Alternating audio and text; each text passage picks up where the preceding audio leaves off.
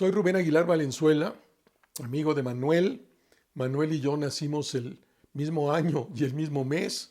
Ah, Sé que tienen una semblanza mía, pero quisiera añadir dos elementos que pueden resultarles interesantes. Por un lado, fui jesuita 14 años de mi vida, viví muy feliz en la compañía de Jesús y cuando me iba a ordenar decidí no hacerlo para irme a la guerrilla en El Salvador y ahí estuve 7 años. Ah, Estoy casado, tengo 3 hijos, estoy casado con una periodista alemana que conocí precisamente en los años de la guerra.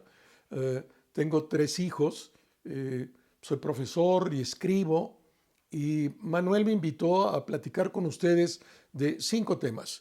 El primer tema, la situación económica de México, la situación más que económica, la situación de México en este momento. Segundo, cuáles son los grandes retos. Tercero, cómo yo veo la acción de la iglesia. Cuarto, el papel de los laicos. Y quinto, cómo yo imagino el mundo después de la pandemia. En el primer punto, que sería la situación, la coyuntura de México, primero el aspecto económico. Estamos en la mayor crisis de los últimos 100 años en el caso de México. Como sabemos, en 2019 no creció la economía, ya venía expectativas de que este año la economía tendría un decrecimiento de 1.5, 2 del PIB, pero en razón de la pandemia y del mal manejo que se ha hecho a nivel económico de la pandemia, el país decrecerá hacia 12% al fin de este año. En el primer semestre decreció 19%, que esto nunca había ocurrido en la historia del país. ¿Y qué significa este decrecimiento? Significa que habrá ya, de hecho, al cierre del año, 2 millones de trabajos formales perdidos, ya hay cerca de 1.500.000, de acuerdo al propio Instituto del Seguro Social. Dos, implica un crecimiento de los niveles de pobreza y de pobreza extrema en torno a 12 millones de mexicanos. Y hay certeza de que 12 millones de mexicanos no recibieron ningún ingreso en los meses de abril, mayo y junio, y no se sabe cuántos de ellos podrán ingresar una vez más al mercado del trabajo. Es posible que el número de los de desempleados aumente todavía mucho más, porque no tenemos certeza de qué va a pasar con estos 2 millones de mexicanos que no recibieron ingreso, que todavía no se consideran como desempleados, pero que seguramente cientos de miles o incluso millones de ellos entrarán también al ámbito del desempleo. Está también el problema de corte político-democrático. El presidente López Obrador ha jugado esta imagen de el viejo régimen priista. Él es un priista, él se educó en el PRI, vivió 14 años en ese partido. Les recuerdo nomás que fue presidente del PRI en Tabasco, que hizo el himno de Tabasco, que ingresa al PRI 2 años después de la matanza del 68.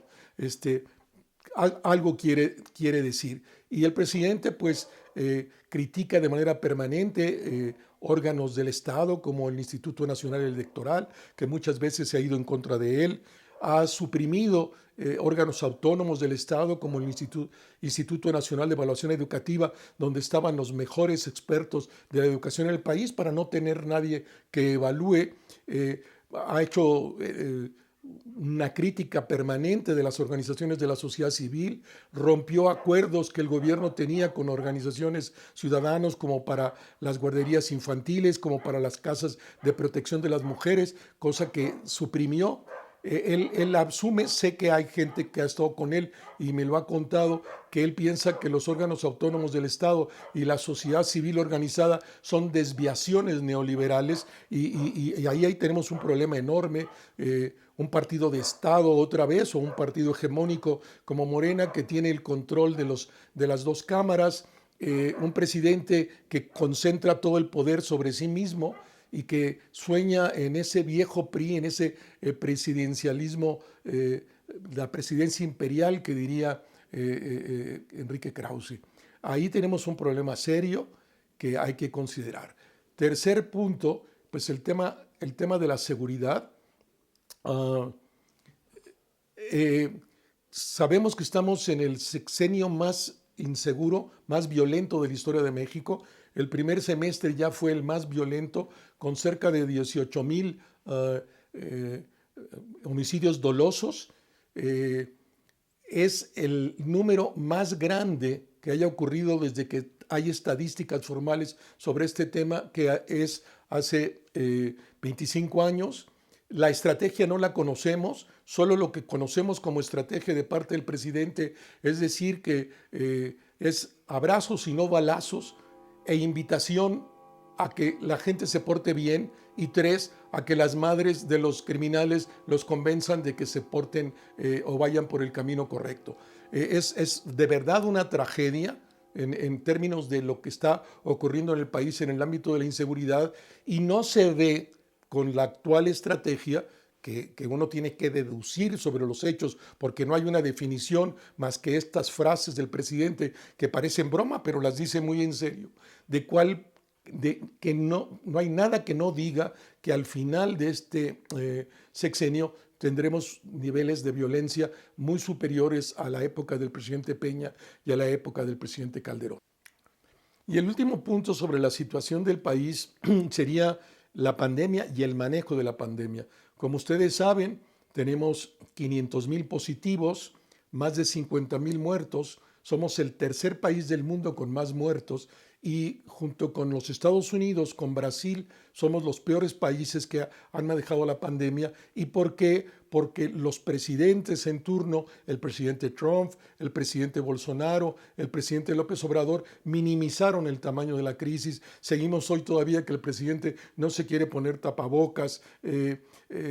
Por un día dice unos discursos, otros días, hoy mismo en una gira por el norte del país, se toma fotos con personas y se toca con personas. Hay un descuido brutal, un muy mal manejo en términos técnicos y profesionales. Ya la Organización Mundial de la Salud ha hecho reclamos diciendo que México que informe con transparencia. Hay dudas absolutas sobre los números que acabo de mencionar. El propio subsecretario de Salud, encargado, vocero de la pandemia, ha dicho que incluso los números que da podían multiplicarse por 3. Entonces estaríamos hablando, si hacemos caso de esta propia información del subsecretario de Salud, de 1,5 millones de positivos y 150,000 muertos. Los matemáticos, los epidemiólogos independientes hablan de una situación mucho más grave y no se ve cuándo pueda terminar. Han dicho el presidente 8 o 10 veces que ya la curva está hacia abajo, diciendo francas mentiras y muriendo gente por esa falsa información que viene desde la presidencia de la República. En ese sentido, el capítulo de los retos, pues hay un enorme reto para este país en términos económicos: cómo paliar la pérdida de 2 millones de empleos, cómo paliar la pérdida seguramente de otros tantos millones o más de empleos informales, cómo hacer frente a este brutal incremento de los niveles de pobreza. Yo hablaba antes que eran 12 millones, así piensa el Banco Mundial, así piensa la CEPAL, pero hace 2 semanas atrás, Coneval, este órgano autónomo del Estado mexicano, hablaba de 22 millones de pobres más a los que ya existen al terminar el 2020. Entonces aquí tenemos un reto brutal, y este reto implica la concertación de todas las fuerzas del gobierno, las empresas, la sociedad civil, para lanzar un programa nacional de rescate, de fomento del empleo, de generar la posibilidad del crecimiento de la economía. Y por desgracia no se ve que el gobierno esté dispuesto a hacer eso, y va a tener entonces que ocurrir a nivel como más horizontal, los sectores empresariales, las organizaciones de la sociedad civil haciendo frente a este problema. El gran reto también es cómo evitar la erosión de la democracia mexicana con esas actitudes de descalificación del presidente de manera permanente a la prensa, a las organizaciones de la sociedad civil, a los órganos autónomos del Estado. ¿Cómo hacerle para evitar que haya una erosión de la vida democrática y una regresión a los viejos tiempos de la presidencia imperial del partido hegemónico, como está ocurriendo en este momento. Ahí tenemos otro enorme reto. Un tercer gran reto pues es la seguridad. ¿Cómo hacerle? ¿Cuál es la estrategia para evitar que sigan estos niveles de asesinatos dolosos, como ya decía, los más altos en la historia moderna del país? Ahí tenemos un enorme reto y no se ve que haya la voluntad del gobierno de concertar con la sociedad civil y con la empresa, que son los otros dos actores del Estado. El Estado moderno está articulado por gobierno, mercado y sociedad civil, y los problemas no se pueden resolver si no se articulan estos tres actores. Y el último, pues el tema de la pandemia. Y no sabemos, hay algunos que piensan que para octubre tendremos 80,000 muertos, otros que para el fin del año, en diciembre, habrá 130,000 muertos, y es muy posible que así sea, y solo en la estadística, sin esta multiplicación de 3 del propio López-Gatell, el subsecretario de Salud. Entonces, ¿cómo le vamos a hacer para enfrentar esa dimensión de ese número de muertos en el país producto de la pandemia? ¿Cuál es el papel de la iglesia? Yo me asumo como un hombre de fe, como un creyente, como un hijo de la iglesia. Eh, en el ámbito económico, pues pienso que va a haber hambre en muchas regiones del país. Con estos niveles de desempleo, va a haber crisis social. Es muy probable que se incremente la violencia del fuero común, padres de familia que no tienen trabajo, que entonces pues cómo llevan el ingreso a su casa para alimentar a sus hijos, y que muchos especialistas hablan de la posibilidad de un incremento en la violencia del fuero común. Robos, asaltos en casas, en locales comerciales. Entonces, a mí me parece que una acción que puede hacer la iglesia desde el ámbito parroquial en aquellas zonas más pobres de México, pues es enfrentar el problema del hambre, así de concreto, establecer comedores comunitarios para hacer frente, establecer programas de trabajo para los jóvenes, que son los más golpeados con esta situación, de crear alternativas de organización en términos productivos para intentar resolver este problema que, según la CEPAL, regresar a los niveles del 2018 va a implicar probablemente 14 años, y recuperar los problemas en términos laborales va a implicar a lo mejor una veintena de años. Es una crisis de dimensiones únicas que pienso que estamos minimizando, y habría que ponerla en su justo medio. A nivel de la democracia, a nivel del deterioro de la democracia, pienso también que la iglesia tendría mucho que hacer. Pues no sé si en el ámbito de la iglesia no puede tener una posición partidaria, tiene que estar muy por arriba de los partidos, pero sí comprometerse a nivel político, como en la esencia de todo ser humano está, como diría Aristóteles, el zoopolíticon. Todos somos políticos. La iglesia también es una estructura política. Los integrantes de la iglesia, de la jerarquía, los fieles, son entes políticos. Pero ¿cómo hacer política? Pues probablemente educando a la gente, haciendo conciencia de la importancia de la vida democrática, de que no podemos poner en riesgo la vida democrática del país, y que la iglesia, con el peso que tiene, pues defienda la vida democrática. Probablemente en las parroquias haciendo organizaciones de jóvenes para aprender a participar, a debatir, a sostener sus ideas, a hacer grupos de la propia vida parroquial que intervengan en la acción comunitaria a partir de la organización que se logre, apoyando la causa de los más pobres, apoyando causas a favor de la ecología, y que ese nivel de participación genere pues, una acción de la propia participación, conciencia, pero también práctica de vida democrática.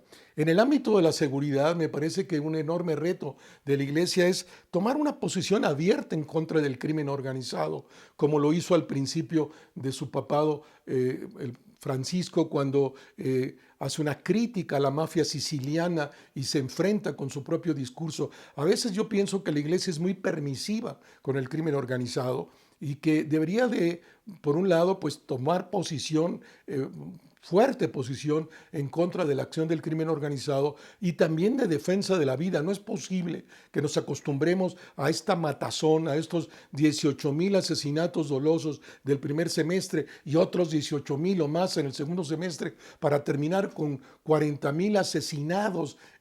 Cada vida es una historia, la vida es divina y en razón de eso la iglesia tendría mucho que hacer en la denuncia y en la conciencia del respeto a la vida. Y en razón a la pandemia, pues también pienso que la iglesia con su peso debería de seguir, lo ha hecho muy bien cuando cerró las iglesias, etcétera, pero debería estar haciendo conciencia de la gravedad, de cómo cuidarnos a nosotros mismos en la pandemia es cuidar a los demás, es un acto de caridad para con uno y para con los demás y no arriesgar.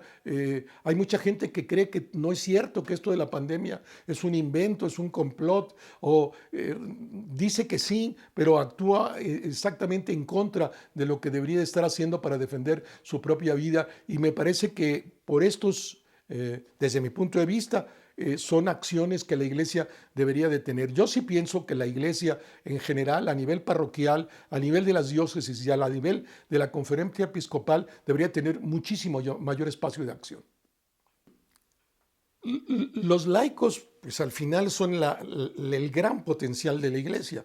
No hay ninguna comparación entre los 1.200, 1.300 millones de creyentes católicos y lo que pueda hacer la jerarquía. Necesita esta interacción entre la jerarquía, el clero y los laicos para enfrentar la nueva situación. Yo pienso que la iglesia, desde el nivel parroquial, debería pues de invitar a los laicos a participar en estos temas de los retos que yo proponía junto con la iglesia, cómo construir alternativas de trabajo, cómo construir comedores comunitarios, cómo involucrar a los ciudadanos en esas tareas, a los ciudadanos de la parroquia, o cómo hacerlos, animarlos a que ellos hagan construcción de estas alternativas de acción social y la iglesia, el párroco en la particular, apoyarlos. Lo mismo me parece que es en el ámbito de la vida democrática. Pues la iglesia podría animar a los laicos a participar de la vida política, incluso de la vida política partidaria. La iglesia no lo puede ser, pero los fieles sí lo pueden hacer. Con los laicos, construir alternativas de organización comunitaria, crear organizaciones de la sociedad civil para elevar los niveles de participación y junto con los laicos o que los laicos sean los que la crean con apoyo de los sacerdotes. Algo semejante a nivel de la violencia. Yo pienso que los laicos junto con los sacerdotes en esta acción concertada, iglesia jerárquica, fieles, laicos, poder crear alternativas hacia los jóvenes para evitar que estén expuestos al reclutamiento, sobre todo en particular en ciertas zonas del país por el crimen organizado. Habría mucho que hacer en ese campo, no solo haciendo conciencia de la gravedad del tema en las parroquias para los fieles y en particular para los jóvenes, sino generando acciones que permitan arrebatar al crimen organizado la posibilidad del reclutamiento.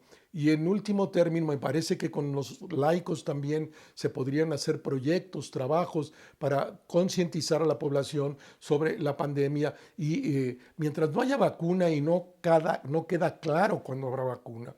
Todo va a depender de cómo nos cuidemos y en ese sentido habría que hacer un trabajo de organización, de casi trabajo de casa por casa, de ir a avisar que la gente se debe de cuidar y debe de seguir las normas, el tapabocas, lavarse las manos, mantener la distancia, etcétera. Pienso que hay un enorme espacio de acción concertada entre la iglesia y los laicos. No pueden ir los laicos por un lado o solo ir a misa y no pueden los sacerdotes solo celebrar misa y no meterse en la construcción de la comunidad en los términos de acompañar los procesos de construcción social en todos los ámbitos como hemos estado platicando.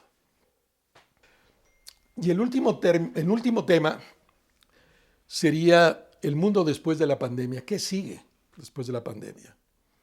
Yo pienso que el mundo cambió, no va a ser el mundo igual, ya no va a ser nunca igual, y hay elementos cuales tenemos que generar una nueva cultura que implica el respeto a la naturaleza, una nueva cultura que implica vivir de una manera mucho más austera, una nueva cultura que implica el tener mucha más conciencia de los temas de la salud, una nueva cultura que implica ser mucho más solidario con el otro y cuidarnos unos a los otros. Hay un montón de nuevos temas que me parece que es fundamental que la Iglesia retome la construcción y sea parte de la construcción de esta nueva cultura. En el caso de México, en el siglo XVI, con la acción misionera de los franciscanos, de los agustinos, de los dominicos y después de los jesuitas, se construyó la cultura. La Iglesia fue un factor determinante en la construcción de la cultura de este país desde el siglo XVI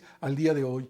Y me parece que es un punto que así como el Papa ha hecho algunas publicaciones, algunos otros cardenales, respecto a lo que debíamos de pensar o lo que debemos ser después de la pandemia, me parece que cada diócesis en México, que cada parroquia en México debería de convertirse en un constructor de esta nueva cultura, en un acompañar a los fieles en este tránsito de un mundo que se vivió a un mundo nuevo que está por construir y que tiene que ser construido de otra manera, en una manera mucho más solidaria, donde al centro de esta nueva cultura esté la naturaleza y esté el ser humano. Y en este juego de naturaleza-persona, en la lógica de la Laudato Si del Papa Francisco, me parece que hay un trabajo enorme, una posibilidad gigantesca de que la Iglesia se convierta en este momento en un guía, en un guía espiritual, y también en un guía de la construcción del conjunto de la cultura. Pues eso es lo que quería comentar con ustedes. Probablemente algunos no estén de acuerdo con lo que yo acabo de decir. Son ideas que yo pienso, con ellas me comprometo. Suelo escribir de estos temas en los periódicos y muchísimas gracias.